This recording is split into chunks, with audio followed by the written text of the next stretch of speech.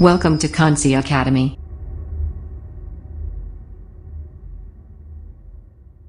अस्सलाम वालेकुम नाज़रीन, खान ज़िया एकेडमी में आपका खैर मक़दम है। नाज़रीन, आज मैं आपको खान ज़िया एकेडमी के बारे में चंद तफ़सीलात बताना चाह रहा हूँ। ये जो खान ज़िया एकेडमी है, ये 2006 में मैंने क़ायम की थी और इसका मकसद ये था कि ज़िले करीमनगर के जो 3 डिग्री कॉलेजेस हैं, ख़ासकर जो वुमेंस डिग्री कॉलेज जगतिया और वुमेंस डिग्री कॉलेज करीमनगर और डिग्री कॉलेज कोरटला, जहाँ पर उर्दू मीडियम BA HEP कायम है। तो चूँकि मैं दोनों कॉलेजेस में पढ़ाता था और दोनों जगह भी मैं अपने कोर्स का इंचार्ज था। वुमेंस डिग्री कॉलेज जगतियाल चूँकि वहाँ का मेहरबानी था और कोर्स के जो एक्टिविटीज़ है उसका गवर्नमेंट से इंतज़ाम न होने की वजह से उसकी सारी जिम्मेदारी मेरी थी कि यहाँ किसी तरीके से क्लासेस मुनाकिद किए जाएँ। इसी शर्त पर यहाँ पे इजाज़त भी मिली थी। तो चूँकि मैं वहाँ क्लासेस भी लेता था और इसके अलावा मैं करीमनगर वुमेंस डिग्री कॉलेज में भी वहाँ से भी मुझे बुलाया गया था कि यहाँ भी अपनी क्लासेस इनक़ाद करें, तो मैं वहाँ भी गया था।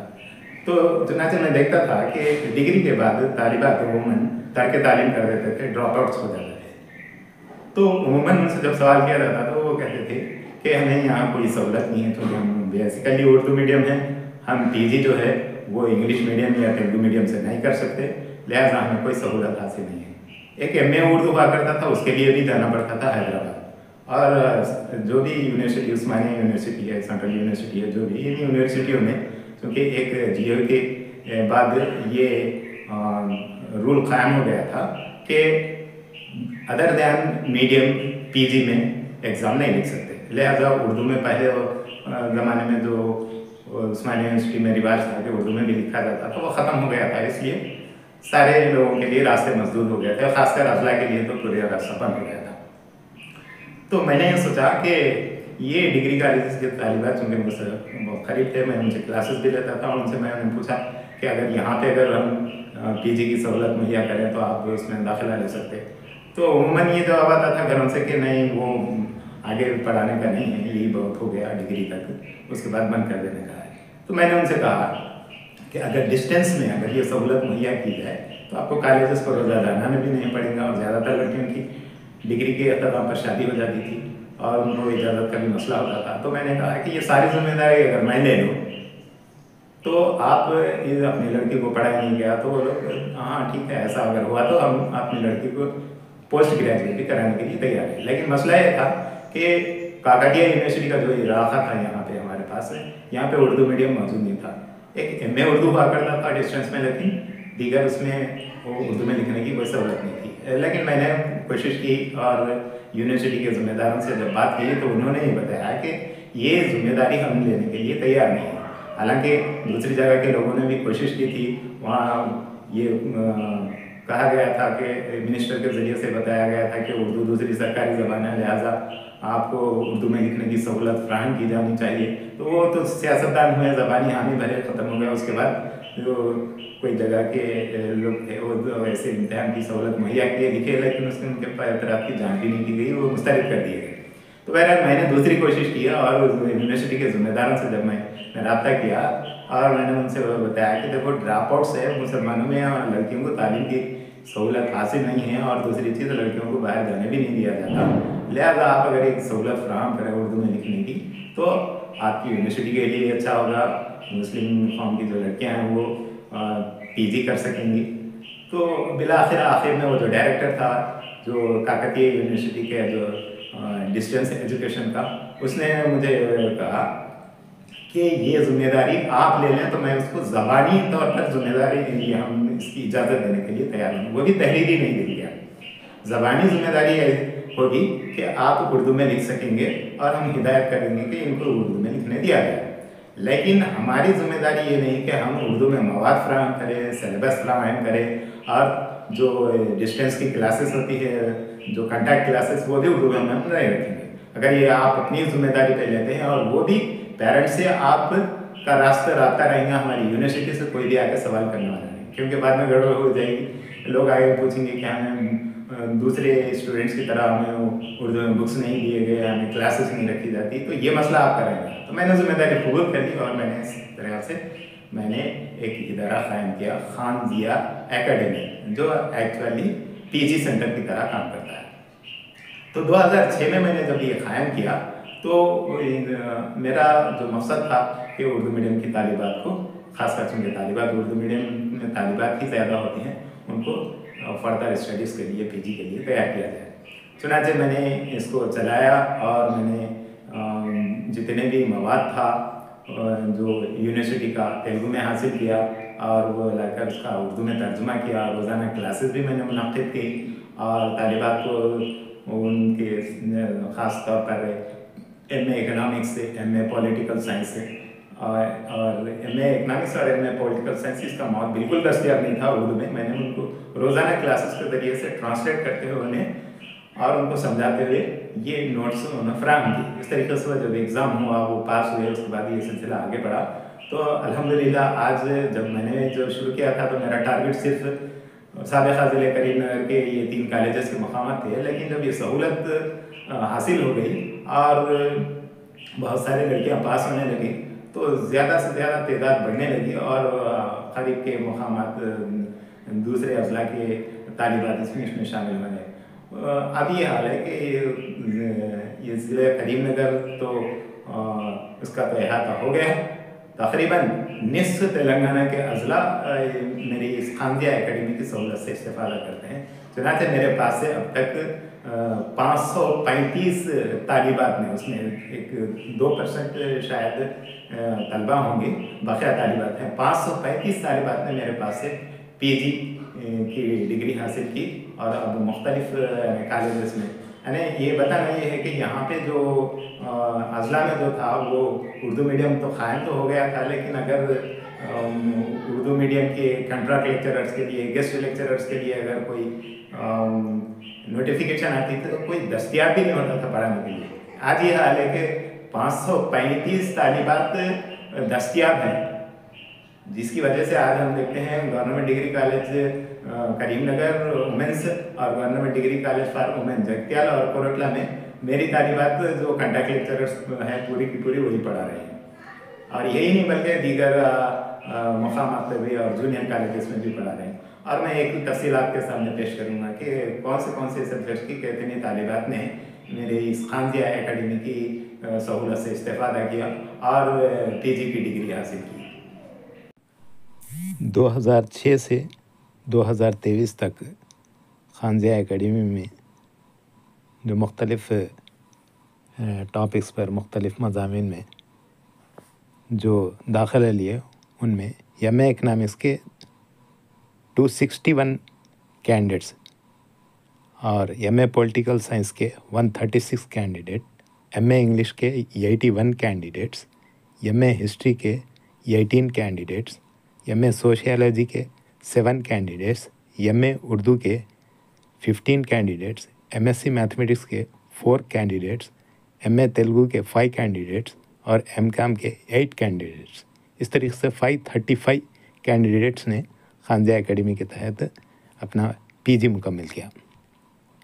اس کے علاوہ جو خان ضیاء اکیڈمی کے تحت یہ 535 جو اسٹوڈنٹس نے داخلہ لیا تھا وہ مختلف مقامات سے تعلق رکھتے ہیں، جیسے میرے ریکارڈ کے مطابق جگتیال، کریم نگر، کوروٹلا، میٹپلی، پیداپلی، گوداوری کھنی، منتھنی، منچریال، مندماری، کاغذ نگر، چنور، سرسلہ، ویمل واڑہ، ورنگل، سدھی پیٹ، سنگاریڈی، ظہیر آباد، نظام آباد، کاماریڈی اور حیدرآباد کی طالبات نے بھی خان ضیاء اکیڈمی کی خدمات سے استفادہ حاصل کیا تھا۔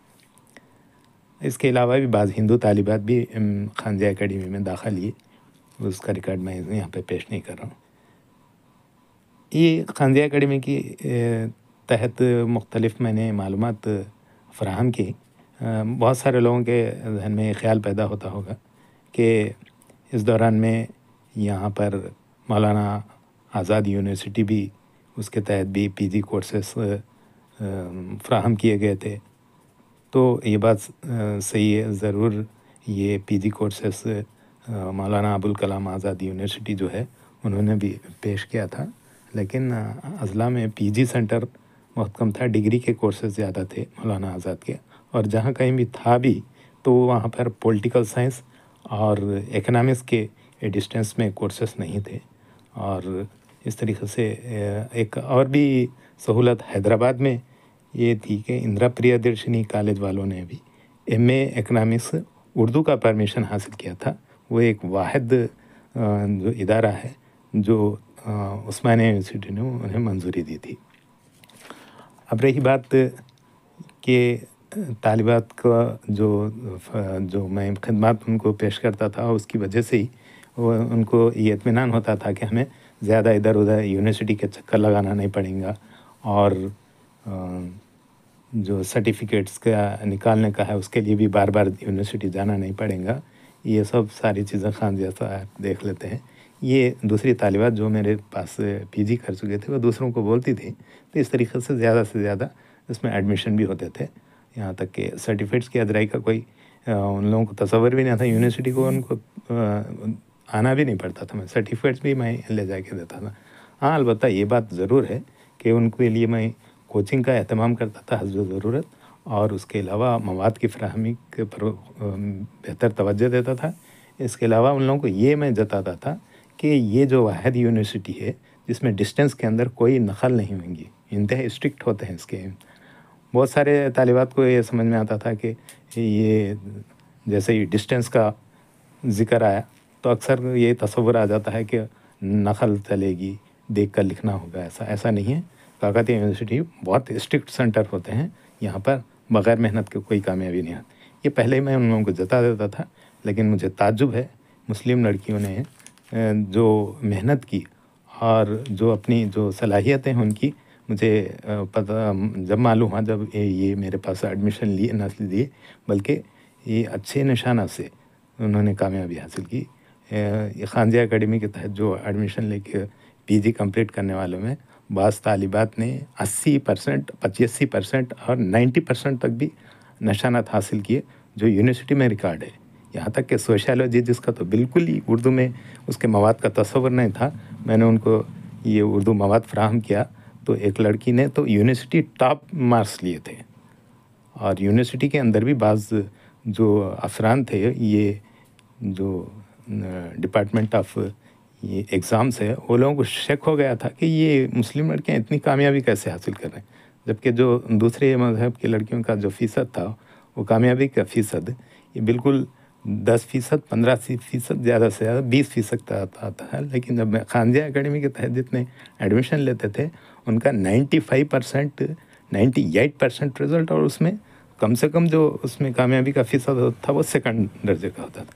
बहरहाल बहुत अच्छी कामयाबी हासिल की। तालिबात ने भी खूब मेहनत की और न सिर्फ वो ख़ुद कामयाबी हासिल की है बल्कि उर्दू वालों का हौसला बढ़ाया, और यूनिवर्सिटी के अंदर भी ये एहसास पैदा हुआ कि उर्दू की जो तालिबात हैं वो अच्छे से अच्छा मुज़ाहरा कर सकती हैं।